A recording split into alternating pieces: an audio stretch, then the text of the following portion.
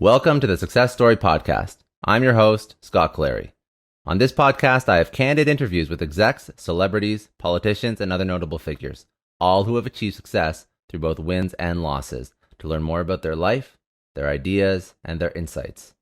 I sit down with leaders and mentors and unpack their story to help pass those lessons on to others through both experiences and tactical strategy for business professionals, entrepreneurs, and everyone in between. Without further ado, another episode of the Success Story Podcast. Thanks again for joining me. I am sitting down with Keenan Beasley, who is the chairman and executive director of Venture Noire. Now, Keenan is an industry disruptor, marketing executive, and serial entrepreneur with more than a decade of consumer marketing experience. After leading billion-dollar brands at Procter Gamble, Reckitt, Benckiser, and L'Oreal, he launched the marketing agency BLKBOX, Black Box, in 2014. His mission was to build a company focused on understanding how people were influenced and apply those insights to deliver growth for brands. Now, like I mentioned, he currently serves as executive director of Venture Noire. We're going to go into what that's all about. He is a Walton Family Foundation grant recipient. Venture Noire is a diversity, equity, and inclusion partner helping entrepreneurs of color with non-dilutive grants and mentorship to launch and scale successful businesses. Born and raised in LA, Keen's a proud graduate of the United States Military Academy at West Point. Very excited to chat. Thank you so much for joining me. Thank you for having me. I appreciate it, Scott. It's my pleasure. It's my pleasure. You have an incredible career. You're doing a lot of good work, but I want to tee these up. I like to sort of go through the origin story. So walk me through your career and how you got here, and wherever you want to start is fine because you've done a lot. So I don't want to, I don't drag it out, but I think there's a lot of really good experience that you have, and I want to sort of we can go through that, and I'm sure that sort of impacted what you're doing now. Yeah, look, Scott, I think the easiest thing to start is the fact that I grew up as a football player, right? So that speaks to a lot of my philosophy and the way that I shape things. Obviously, you can see the helmet and the football back there, but for me, it was this pattern around discipline, hard work, and teamwork. So, that is what, carried me through to West Point and where I was a D1 football player. After West Point, I got into the business sector and really I found myself in marketing. And I think it's a weird transition for people to go from West Point to engineering school into marketing. But again, for me, it was around teamwork, right? And service. And that's what the military teaches you.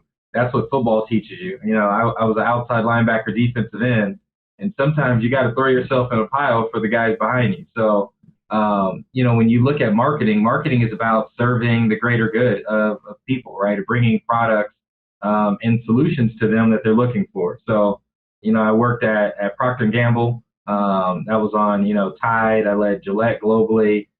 Ended up at Reckitt Benckiser, where I led Lysol globally, Lysol Dettol, and then was the youngest vice president over at L'Oreal on Garnier. And all of that taught me just were the insights around humanity, right? How people are operating and what you need to do to serve them better. And so, for me, what I've done is really dedicate my life to service. That's what took me to Venture Noire, on a way to serve entrepreneurs to do a lot of what I've been doing. This is my fifth company that I've started, which is Supply Factory Brand. So we have an amazing hair care line. I have a cannabis business. We've gone through all the stages, right? I've bootstrapped businesses. I've raised venture capital. I've done the friends and family rounds. I've taken out loans. I've done, all of the tough things that we do as entrepreneurs. And, I wanted to create Venture Noire to help more folks go through that process, right? Help navigate those seas, for lack of a better word. And that's been really rewarding. So really exciting to do that. No, it's a really impressive career, and I appreciate you sort of lining up your experience. Now, when you launched Venture Noire, what were the types of entrepreneurs that you were working with? Was there a certain industry, a certain type of entrepreneur? Was it literally anybody who just needed some extra help, needed like a little bit of a leg up that you would take on? What was the sort of the core customer for Venture Noire? When I was coming up with the concept, it was the question I kept asking myself was, how come there's not a black Zuckerberg or Bezos, right? These moguls, right, in the epitome of entrepreneurship. I wasn't seeing that in the black community that I could point to, right? That really had the liquidity event. And when I say, the top of the, mountain for an entrepreneur is to go public or get acquired. And I wasn't seeing that, right? And I said, okay, there's an issue. So I had to start looking at the pipeline. And one thing that I've always been taught by my dad is you need volume, right? So you need more. So Venture Noir is a venture catalyst organization. It is about creating and stimulating more businesses. Where I saw the gap was at the very early stage. So people that are considering becoming entrepreneurs, right, that are working corporately like I was and looking at making the leap, where we've done some programs. Folks that have just cracked their business plan and are stuck trying to figure out how to get started and where to go. A lot of what Venture Noir is about is eliminating that blockage, right, to just get you through that first rung so that you build some momentum, build that MVP, get in front of investors, and now all of a sudden the experience becomes much more familiar. And that's why you see people do these things over and over and over again, because entrepreneurship is so familiar, right? Like I said, I'm 36 and I'm on my fifth company, and it's just because that's just who I am now. So the fear of starting, I don't have. I'm just like, I'm starting. I was going to mention, man, I didn't want to say anything, but I'm like, shit, you look young for these roles. Like, hell, you look like, good job, bud. Like congratulations. No, there's a couple grades in there now. I got a couple, but not too bad. So, but as you built this out, like I was looking on the site, and you said for Venture Noir, there's three resource pillars: curriculum, community, and access to capital. Absolutely. Is that when I think about an entrepreneur? Curriculum, the knowledge, access to capital is obviously important. I feel like community is something that isn't focused on enough. Is this the community in your mind? Is it like an incubation program? Is it somebody who has gone through the same life experiences? Is it somebody of the same color, understands cultural background or nuances? What's community that you would bring to the table? Because that's the one piece that I don't know well. No, it's a great question. It comes from the philosophy really that, density breeds success. So it's the idea of a strip mall, right? So, here in America, we have strip malls where, you have one company that's doing well. Well, those companies that are around it tend to get some of that, fall off traffic, right? And they tend to have better sales revenue because of that, just from sheer proximity. So a lot of what I think was lacking in the, underprivileged or underserved or minority communities was that density of creation. So there was no Silicon Valley with diverse Black and brown entrepreneurs. So we have to build those ecosystems. And what ends up happening is you start to rise then collectively together. You share experiences, you share resources, tips, but you also can share talent, right? A lot of times the failure rate of an entrepreneur is incredibly high. But in order to recruit those people, they need to feel like, hey, well, if that company doesn't work out, is there another job nearby that I can get? That's the unknown thing about, Silicon Valley. You join a tech company up in San Francisco, right, or in Menlo Park. Yeah. Hey, that company fails. You got 1,000 other startups that just raise capital that you can jump over to. You can walk down the street and get another job. Absolutely. So that's part of what that community is, right? It's a way of sharing resources, but it creates a bit of safety and familiarity. And why? This is a big question, I guess. I don't want to make this question too big, but when there's a Y Combinator, or in Toronto where I am, there's Creative Destruction Labs, and there's a whole bunch of other types of these types of programs. Y Combinator is probably the best known. At what point does an underserved or an underrepresented group fail at getting into a Y Combinator? Is it when they're very young and they didn't have the educational circumstances to facilitate that or enable them to get to the point where they felt confident or competent enough to apply? Is it at the very last point where there's, maybe perhaps not the ability, I don't know, I want to say racism at that level where they're not being accepted? Are they getting accepted, but they just don't feel like they have a lot of peers represented in the same group? Like, what's the point that the traditional venture capital or incubator programs fail underrepresented individuals? A lot of it is confidence. So what I found was, a lot of these minority entrepreneurs just were insecure in the process because they didn't know anyone else who had gone through it. There was no one in proximity. So there wasn't the entrepreneur in the family. There wasn't, the aunt or the uncle that they could call on to talk about the process. So it's this foreign land.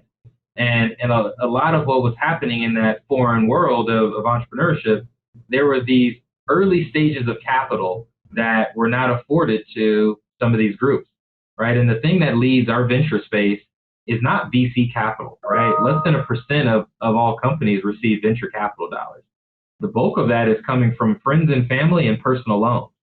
Well, when you have a wealth gap in the United States that is, 250 or so years, that has a real impact on being able to serve that community because there isn't an accredited investor in your family to give you a friends and family loan.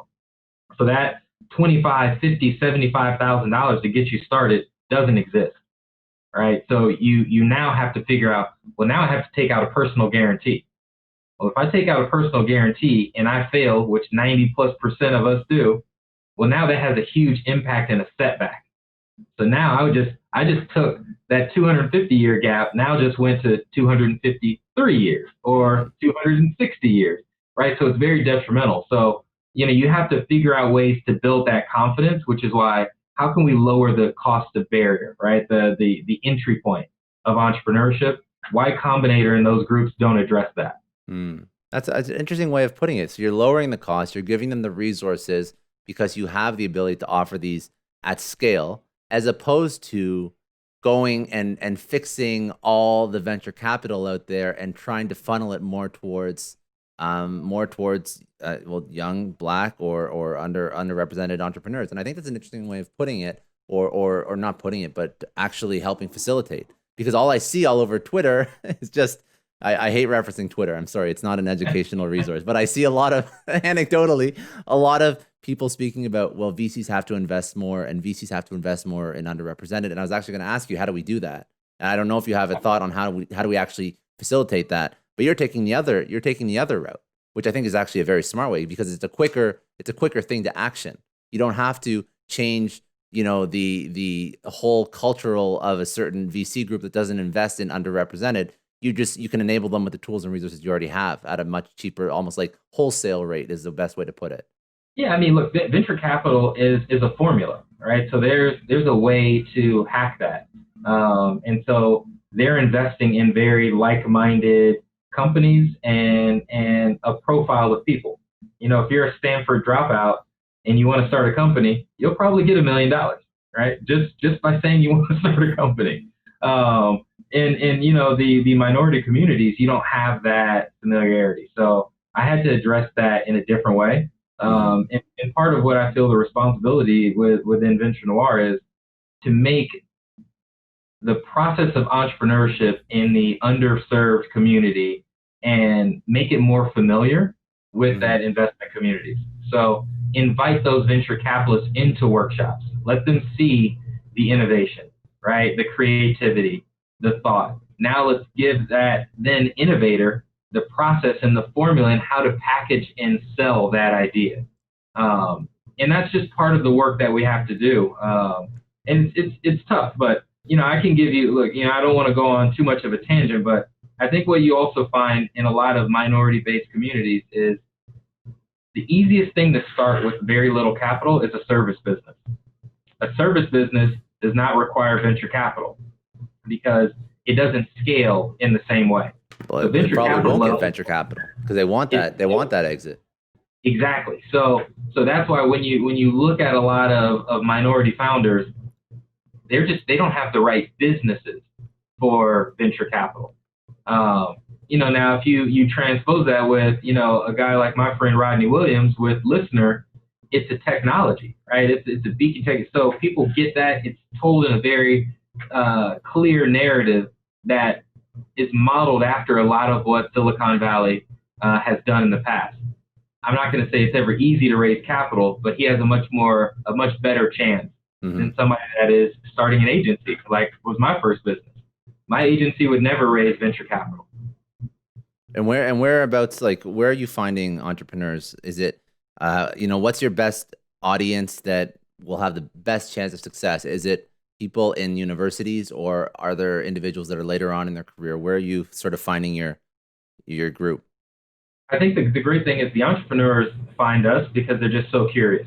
So a lot of, the work that we're doing and why we, are constantly trying to raise sponsorship dollars is we need to do more events, more activities, More and awareness. in ways that people can then, they can find us and they reach out. So we've done some great things with colleges, have a great partnership with USC. We've worked with TCU with internships, University of Chicago, et cetera. I've even done some talks at West Point, and people don't believe they have an amazing entrepreneurship community there. So colleges, absolutely. But then I think there's people with that real expertise from some of these companies that would do well in a startup environment, right? That I think they could really start to shape a culture because they have that technical expertise. Mm-hmm. So I'm also looking at bringing some of those folks over. And then I think you have your influential leaders, right? Your cultural leaders, that I call it, right? People that start trends. They may not have the technical ability, but they have the means to get reach and attention, which is also needed for success. Well, now I'm pairing them with a technical expert, and now you have a really cool team to build from. So, yeah, we look everywhere. No, I think that, like, this is, like, obviously, like, a small fix or a small step in the right direction. Like, there's so many things that have to happen, and there's so many, I guess, replications of your group, or you yourself have to scale to the point where this can sort of act like a group the size of a Y Combinator to really start to invoke meaningful change at a national level, and then eventually international level. But I think, as we look at, one thing I've seen, and I think everyone's seen in the news, is LeBron James and Maverick Carter doing the $100 million investment into building their own, I guess, coined the phrase, media empire. How do you continue the momentum of, yourself? You're building out Venture Noir. LeBron and Maverick, they're building out their own thing, and you'll probably see some of this stuff, and it seems very relevant right now and topical right now. But how do you maintain that momentum and passion and just will to get people to do things a little bit differently, take on new initiatives, like yourself, a leader in the Black community who's starting this thing? How do we continue that momentum? I've patterned my success just from a bit of fearlessness and volume, right? I'm not afraid to work and just work really hard. So again, for me, not everyone can raise $100 million, right? LeBron can raise $100 million because, frankly, he has $100 million. Didn't have to raise anything. Yeah, so that's that's a feat that's a little different for him than, say, your average entrepreneur. But what I think we can do very easily is create more small businesses, right? So I think we've touched 1,000 small businesses and Black owned and Black and brown owned companies in the past year. I think we can replicate that, and I feel that we can help. That scales, right? So I wouldn't be surprised if we did 5,000 next year with more volunteers and more donations. And if you create 5,000 new businesses across the country, let's just say a couple of those break free, right? And they then raise an A round and maybe take on $5 million and $10 million. Well, then that group's going to raise. That's how it starts, right? That's how you then build a Y Combinator. It's volume. And so we have to start somewhere, and we're just, we've taken the first step, and now we need some help taking another couple of steps, but hopefully some corporations come in and they want to start donating, and that'll build the momentum even more, but volume for sure. And I think that, like, I see some, and the only reason why I focus on momentum is because I see a lot of knee-jerk reactions to social change. And it worries me, because the second somebody takes a knee-jerk reaction, I hope they don't think, I'm good. I've done my bit. I've liked my post. I've posted my black square, and that's it. And that's a really dangerous feeling for somebody to have, that they've made a change by doing nothing.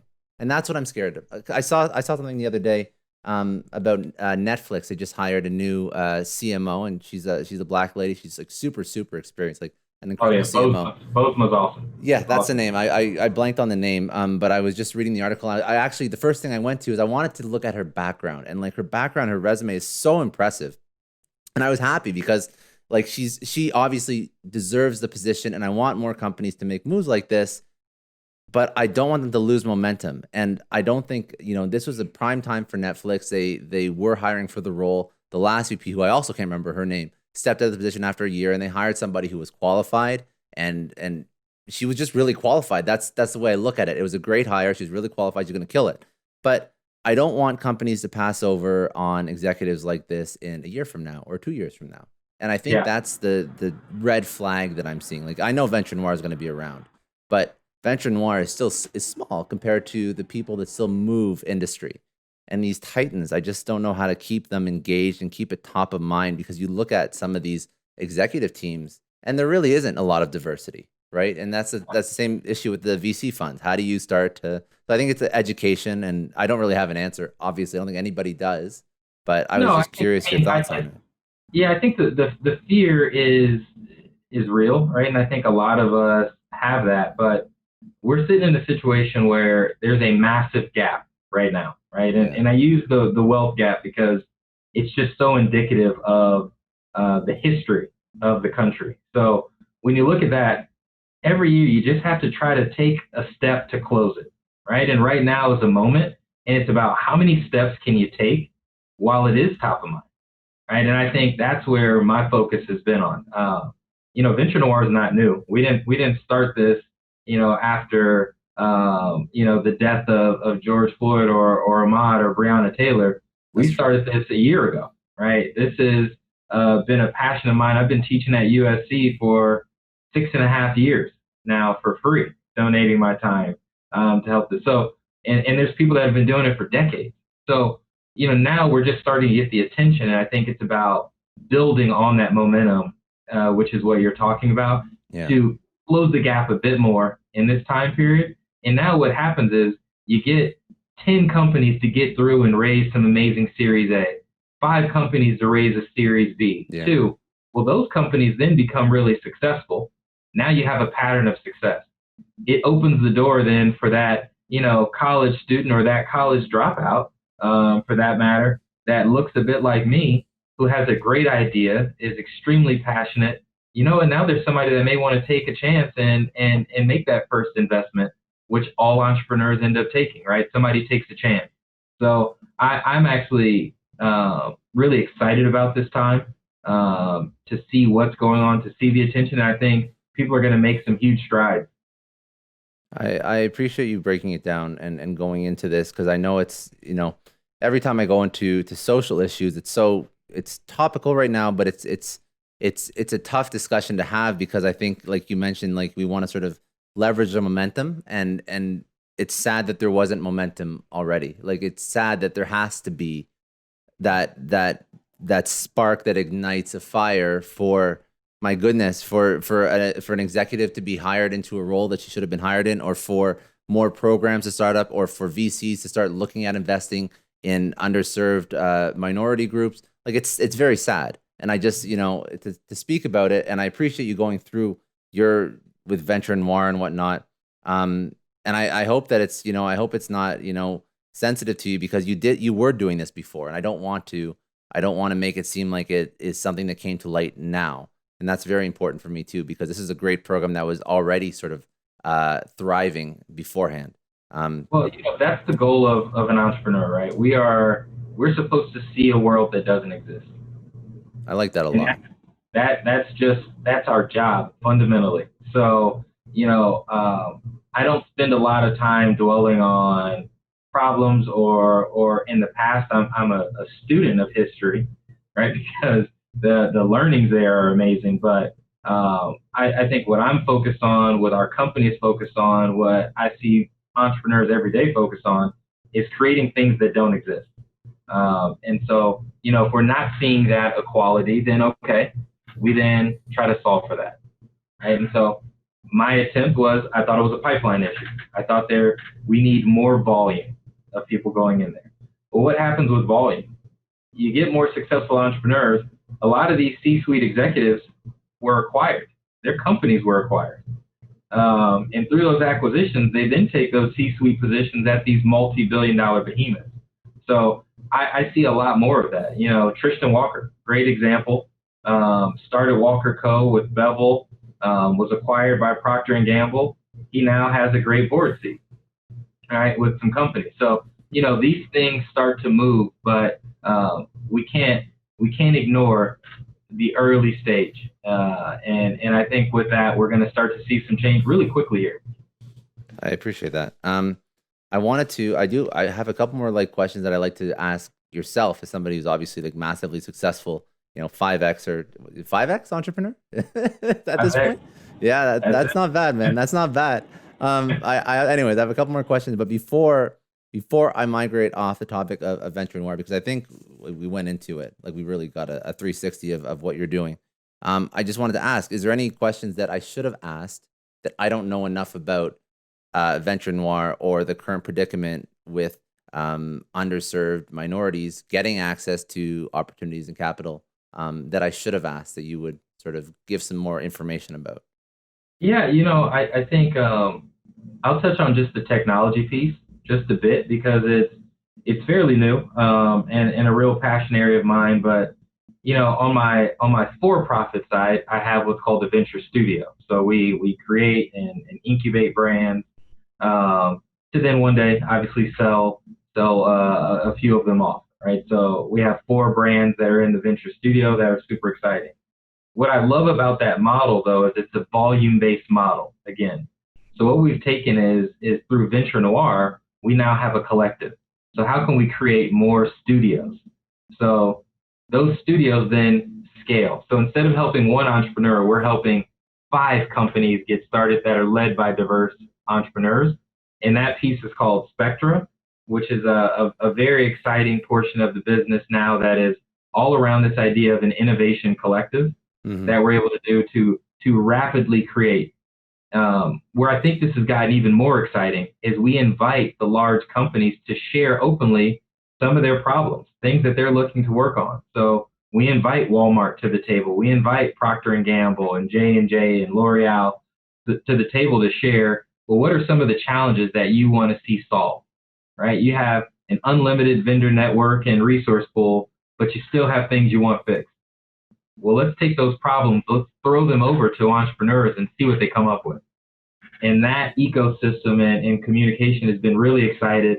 It launched last month, and we're excited to take that one forward. But it's really about taking technology and doing it in a true ecosystem of shared resources around this idea of the venture studio. And is this? I just want to understand the tech a little bit more because I actually didn't know this piece. So the tech itself, is it like a portal that people go into and they get resources and that's sort of like that would be the curriculum or the knowledge base, right? Absolutely. So it's both a portal and a community.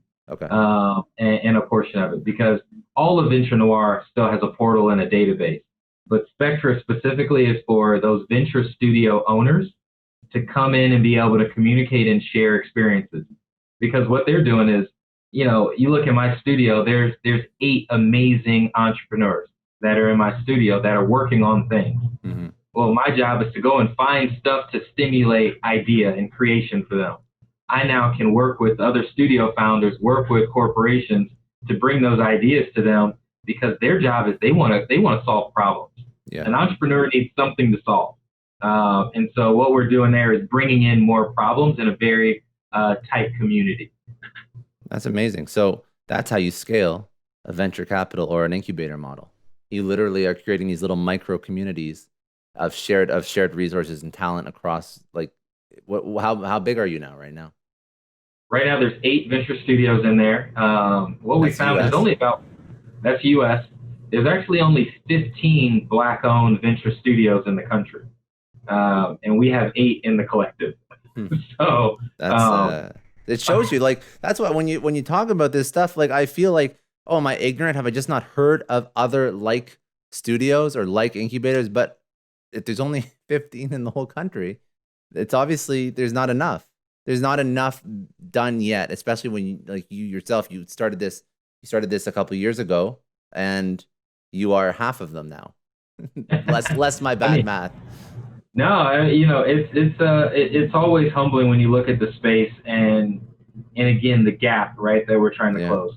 There's roughly 150 Black entrepreneurs that have raised over $1 million. So it's always weird to think of myself in a group that's only 150. I think I have 250 friends in my phone. Yeah. So to think about the country, right? Those stats and numbers are alarming. That's insane.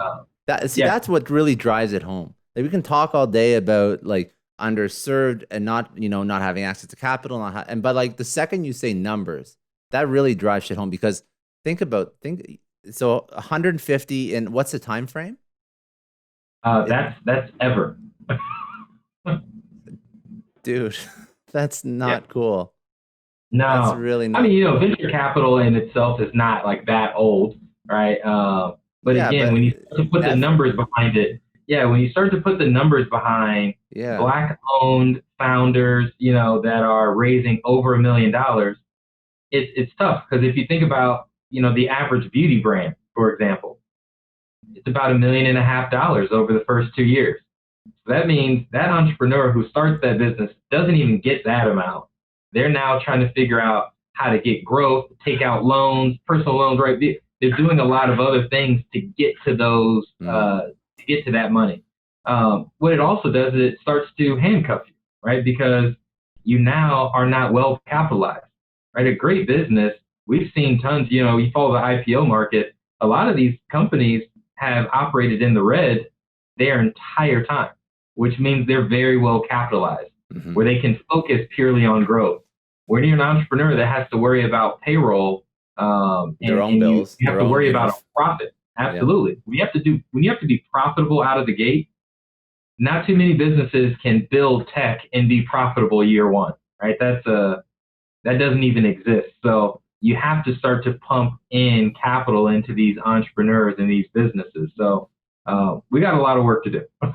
We have a lot of work to do. Yeah, you got a lot of work to get it to a point where, my goodness, 150. That's just not normal, and that number is really.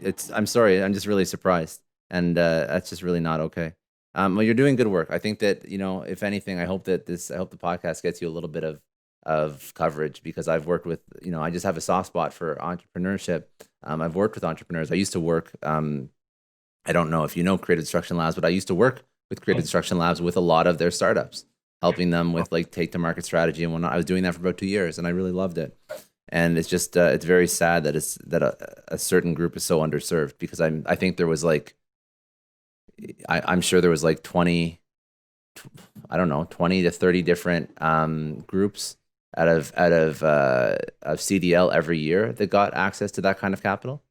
Yeah. And that's one, and that's one small group compared to Y Combinator, which I think throws like 500,000 at how many different groups? Like a fair amount. Yeah. So it's just very sad. I don't know. I didn't realize that stat was so. I knew there was issues. I didn't realize the issues they're so prevalent, like that bad. Anyways, I don't want to hijack. I apologize. That was really good. That was really good. I wanted to ask a couple just questions to yourself, just about some of your like life lessons and insights. So you've been incredibly successful over your career. What's one thing that people misunderstand about you? I think it's probably the ease. I think they think what I'm doing is very easy, and mostly because publicly I share a lot of normalcy, right? Again, I'm always trying to bring humanity to my work. So, if you follow me on Instagram, you see me cooking a lot. You see me working out, right? It's very normal. I think what's often not shared are just the hours, right, that you truly put in on these things. And not everything is big, right? I do a lot of really small stuff, and it starts to build. And that's how I've been able to do what I've done. Frankly, it is just following off of past performance. With Venture Noir, we took a $300,000 grant and we did over 30 events. We talked to 1,000 entrepreneurs on $300,000. That's impressive. That's super impressive. The sheer volume of that is crazy.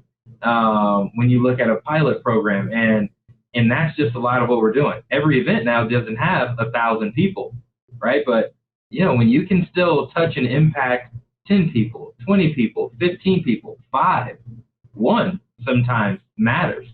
So, a lot of what I do is I'm not afraid to work really hard for the small things and the small victories. And that's how you build momentum. That's how I built my career, is just continuing to put volume of effort out there. And I don't always show that. That's a good answer. Very good answer. It's very telling. And I've heard that with very many, like a significant amount of entrepreneurs, just the ease in which they become like the overnight success. It looks, at least to the person watching from the outside, but obviously not so much the case, right?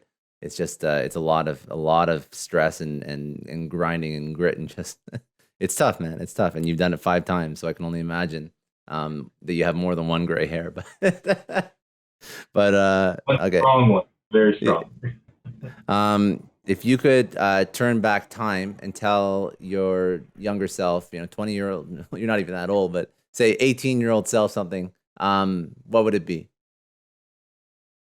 I'm really lucky. So that question is always tough for me. I have just some great parents, mentors, and my older sister. But the thing that's always stuck with me is stay humble, work hard, and operate with a sense of fearlessness. And so I've always had this sense of confidence. And even when I am insecure, what I find myself is I will take an action just to see. Yeah. And I think, part of what this is you can't be afraid to fail. And I probably would have said that just that simply to my younger self, is don't be afraid to fail. Actually look forward to it, because that means you can learn faster. And I think it would have helped me just push just a little bit harder. I think I still had a little bit more in me. The next question, these are very quick, and then I'll just get some more information as where people can get more information about you. One question I like to ask is if you could meet 2 people, dead or alive, who would they be and why? I'd love to meet Barack Obama, former president, just because holding that position, I think being the first Black man to hold that position and the pressure that comes with that, I would love to understand how he handled both the pressure but also the success, because I think oftentimes there is a fear of success, of reaching heights that no one else has reached. It's one thing, there's a fear of being the first person in college in your family, or being the first millionaire or billionaire. Well, you're the first president. Pretty big deal. It's a pretty big deal. Yeah. So I'd love to have that conversation. I think the other person that comes to mind for me is a guy like Jeff Bezos, and just how he's operated in that sense of aggression, but his desire to just keep going. You look at a guy that could have tapped out a long time ago. I mean, I think his net worth is up to $170 billion now, or something crazy. Just recently, it just hit that like a couple days ago. Yeah, and it's not because of just the sheer money, but it's that he seems to have this lack of complacency. Like he's able to fight that like unlike anyone I've ever seen. I mean, he just continues to push day in and day out, and he's attentive on his business, and I just want to understand what's really driving that, and I'd love to learn from that. All right. That's a good answer too. Very good. 2 very good answers. What would be your best tip for making the world a slightly better place? Ooh, that's a big question there. It's a big one. I think for me, it comes down to, I'm a religious guy. It comes down to love for me. And I think when we start to see the humanity and see ourselves in other people, I think we'll start to see a much better world, right? Because it's hard to do harm to yourself, and it's definitely hard to do harm to someone that you love. And so I'd like to see a bit more of that, and not to get too mushy on this, but to me that's a great solve. And I grew up with a lot of love in my house, and in my friend network, and I tell you, there's a lot of love at every stage that I've been in, from West Point to every company. And it's why I find myself in these communities, because in a community you can feel that love, and there's just that willingness to help, willingness to serve, and love always makes you humble. So I guess that would be my answer. Good answer. It's a very good answer. And then last question before we close this up. What's a resource, a podcast, a book, an Audible that you would suggest people go check out? Ooh, that's another good question. So I have to give one, huh? You have to pick, you can pick like one or two, but like you can't go off. I know that you probably have tons, but just one that's relevant to you now. A book that I often come back to, and I love autobiographies. Vernon Jordan, he has a book. It's called Vernon Can Read. And it was just a story of going through from, sharecropper to, becoming the, senior advisor to Bill Clinton, right, when he was president. He's just one of the best orators in the world, but a self-taught guy, and when I think about people teaching themselves to read, it's just like, it blows my mind. Like, if you put Mandarin in front of me, I'm not sure that with my whole lifetime I could figure that out. So I think that's just incredible. So I always find a lot of inspiration in his storylines. That's a good one. I've never heard that one before. That's a good one, though. You go ahead. Sorry, I didn't mean to cut you off. No, because I don't want to go into business books. I think there's so many of those, and I actually learn the most through application. So I'm a big fan of autobiographies. Yeah, so very good. I love to learn from people's life and their experiences, and then I can take from that and apply it to my life and my scenario. Last question would be, where do people go to get more about Venture Noir, about yourself, and what you're doing? Yeah, so you can follow us at Venture Noir on Instagram, Facebook, LinkedIn.